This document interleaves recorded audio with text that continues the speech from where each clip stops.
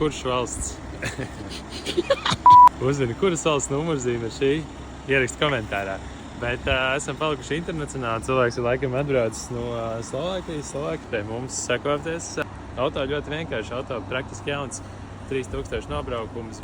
Diemžēl viņš no dīlera jau nāca bišķiņ saskrāpēts, bet nekas, mēs viņu viegli sapulējam. Šeit es arī ielikšu video, kāds mēs sūtījām klientam, jo no sākuma bija domāts tikai keramikas uzklāšanu, vienojāmies arī par vieglu pulēšanu.